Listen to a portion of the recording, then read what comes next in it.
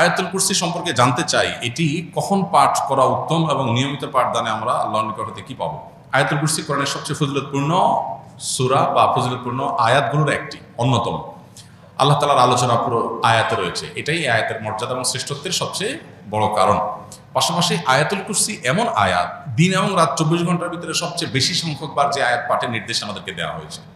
এই আয়াত দিন এবং রাতে মোট কতবার পাঠ করতে হয় আমাদেরকে? হাদিসের গাইডলাইন অনুযায়ী সকাল সন্ধ্যা 2 বার, 5 ওয়াক্ত নামাজের পরে একবার করে 5 বার, তাহলে কয়বার হলো? 7 বার। ঘুমানোর সময় শোয়ার আগে আরেকবার, কত হলো? কমপক্ষে 8 বার আয়াতুল কুরসি পাঠ করা দিনে সুন্নাহ।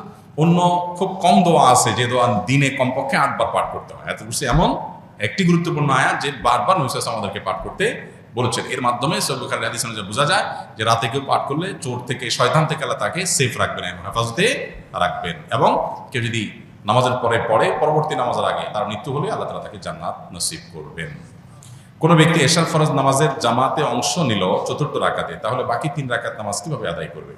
এশার নামাজের শেষ রাকাতে অথবা যোহরের নামাজের শেষ রাকাতে বা যে কোনো নামাজের শেষ রাকাতে কেউ শামিল হয়েছে, শেষ রাকাতটা পাইছে ইমামের সাথে, রুকুতে পাইছে বা রুকুর আগে পাইছে, তাহলে শেষ রাকাতে ইমামের সাথে বৈঠক করে তিনি ইমাম সালাম ফেরানোর সময় সালাম ফিরাবেন না, তিনি দাঁড়িয়ে যাবেন। দাঁড়িয়ে তিনি প্রথম যে রাকাতটা, নিজের প্রথম রাকাত ইমাম সালাম ফেরানোর পরে যেটা পড়বেন, সেটাতে তিনি সূরা ফাতিহার সাথে একটা সূরা মিলাবেন। এরপরে রুকু সিজদা করে প্রথম রাকাত শেষ করে প্রথম রাকাতে বসবেন। সাধারণত প্রথম রাকাতে আমরা বসি না, কিন্তু তিনি বসবেন। কেন বসবেন? কারণ সিরিয়াল এটা তার দ্বিতীয় রাকাত, ইমামের সাথে একটা রাকাত পাইছে, এটা এখন সেকেন্ড রাকাত, সেই হিসাবে এই রাকাতে বসবেন। তাহলে পরপর 2টা বৈঠক হবে, একটা ইমামের সাথে বসছে, একটা নিজের।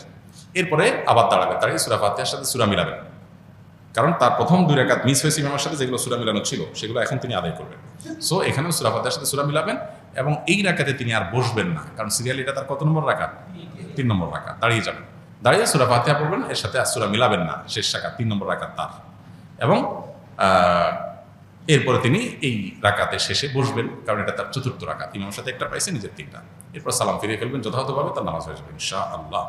আমার বাবা স্ট্রোক করে শয্যাশায়ী হয়ে আছেন দীর্ঘদিন ধরে। তিনি সারা জীবন আমার ভাই বোনের মানুষ করেছেন, কিন্তু তিনি আমার মায়ের সাথে বরাবরই অসদাচরণ করেছেন। এখন দীর্ঘদিন অসুস্থ থাকার পরেও ওনার ভাই বোন ওনার চিকিৎসা ভার বহন করেননি, আর আমার নানুর পরিবারও চিকিৎসা খরচ বহন করার ব্যাপারে অসম্মত। আমি এখনো স্টুডেন্ট বিধায় আমার পক্ষেও চিকিৎসা করা সম্ভব হচ্ছে না। আমি কি সন্তান হিসেবে বাবার দায়িত্ব পালনে ব্যর্থ? আপনার বাবা আপনার মার সাথে খারাপ আচরণ করলেও সন্তান হিসেবে আপনি আপনার বাবার প্রতি আপনার দায়িত্ব আদায়ে ঘাটতি করতে পারবেন না। তিনি অন্যায় করে থাকলে তিনি আল্লাহর কাছে দায়ী থাকবেন, আপনারটা আপনি করতে হবে। মনের বিরুদ্ধে যে হলো আল্লাহকে খুশি করার জন্য আপনি এটা করবেন। সামর্থ্য থাকলে সাহায্য করবেন, সামর্থ্য যদি না থাকে তাহলে সেক্ষেত্রে আপনার দায় নাই। কিন্তু সামর্থ্য নাই যে এটা ক্লিয়ার হতে হবে। সামর্থ্য নাই এর মানে কি?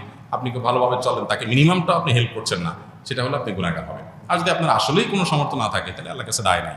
কিন্তু সামর্থ্য নাই এই কথাটা খুব সহজ কথা না, এটা প্রমাণ করাটা খুব জটিল। আমরা অনেকে অনেক অহেতুক খরচ বা অতিরিক্ত খরচ করে, যেগুলো বাঁচায় চাইলে এরকম বিপদগ্রস্ত বা অসুস্থ বাবার পাশে আমরা দাঁড়াতে পারি, সেই চেষ্টা আমাদের করতে হবে। আমি বিয়ে করেছি, আমার বিয়ে নির্ধারিত দেনমোহর 85% পরিশোধ করেছি।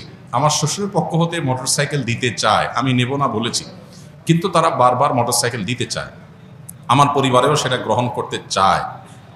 আমার পরিবারকে বোঝাতে সক্ষম হয়েছি, কিন্তু শ্বশুরবাড়ির পক্ষকে বোঝাতে পারিনি।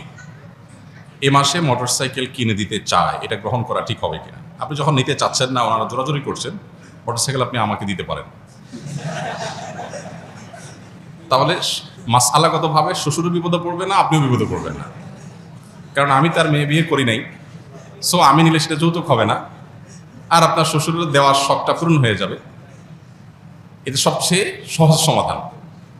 আর যদি এই সমাধান আপনাদের পছন্দ না হয়, তাহলে আমি বলবো আপনি আপনার যে মহারণা 85% পরিশোধ করেছেন, বাকি 15% আপনাকে পরিশোধ করতে হবে। তার সাথে এই মোটরসাইকেল পাওয়া না পাওয়ার কোনো সম্পর্ক নেই।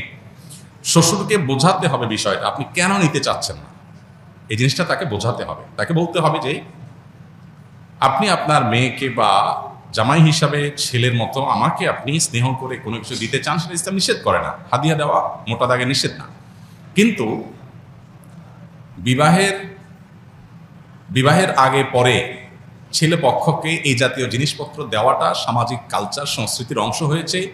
এইটা যদি আপনি দেন, এটা একটা দৃষ্টান্ত। আরেক বাবা তিনি তার কন্যার জামাইকে তার দিতে হবে, মানসিক চাপ তৈরি হবে, কারণ সমাজে যখন সবাই দেয় একটা রেওয়াজে পরিণত হয়। অতএব এটা ভাঙা দরকার। আমরা শ্বশুর জামাই মিলে ডিসিশন নেই, এটাকে আমরা ভাঙার চেষ্টা করি। আপনি আমাকে এমন কিছু দেন যেটা আসলে সমাজে যৌতুক হিসাবে দেয় না। মোটরসাইকেল তো যৌতুকের কমন একটা আইটেম। যৌতুকের কমন আইটেমগুলোর ভিতরে কি?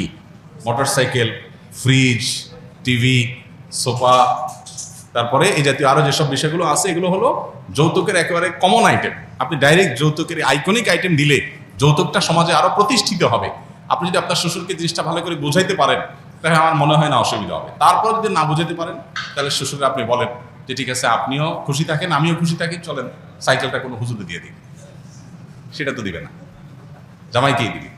তাহলে বোঝা যাচ্ছে যে এটা আসলে মেয়ের সুখ শান্তির জন্য বাবারা ব্যাকুল থাকেন, যে জামাইকে একটু কিছু দিয়া টিয়া হইলেও যদি একটু বাও রাখা যায়, আমার মেয়েটা একটু ভালো থাকে। সেজন্য আপনি বলবেন যে আব্বাজান, শ্বশুর আব্বাজান, আপনার মেয়ে আমার কাছে নিরাপদ থাকবে ইনশাআল্লাহ, মোটরসাইকেল দিলেও না দিলেও আপনি কোনো টেনশন নেবেন না, বরং এটা দিয়ে আমরা ভালো কোনো কাজ করব, বোঝানোর চেষ্টা করবেন। তারপরও তিনি যদি অঢেল সম্পদের মালিক হন বা অনেক সম্পদ তার থাকে এবং তিনি তার মেয়ের জামাই হিসাবে আপনাকে এটা দিচ্ছেন, আরও মানুষকে দেন, অনেক মানুষ এরকম আছে, তাহলে সেক্ষেত্রে অ্যাজ এ হাদিয়া এটা নেওয়া মৌলিকভাবে নাজায়েজ না। যদি সেটা আপনারা শর্ত দিয়ে না নেন, জোর করে তারা দেয়, তাহলে এটা নেওয়া আপনার জন্য নাজায়েজ না।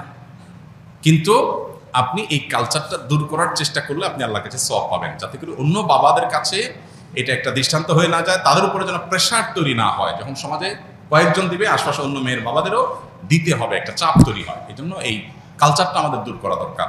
আলহামদুলিল্লাহ এদেশের উলামা ইকরাম নানাভাবে এই যৌতুকের অভিশাপের বিরুদ্ধে বিভিন্ন সময় মিম্বর থেকে, মাহফিল থেকে সমাজ সচেতনতামূলক কার্যক্রম হাতে নিয়েছেন, বক্তব্য দিয়েছেন। এর ফলশ্রুতিতে যৌতুক আলহামদুলিল্লাহ জাদুঘরে উঠে গেছে ইতিমধ্যে। যেটুকু আছে সেটুকু আমাদের বিদায় করতে হবে ইনশাআল্লাহ।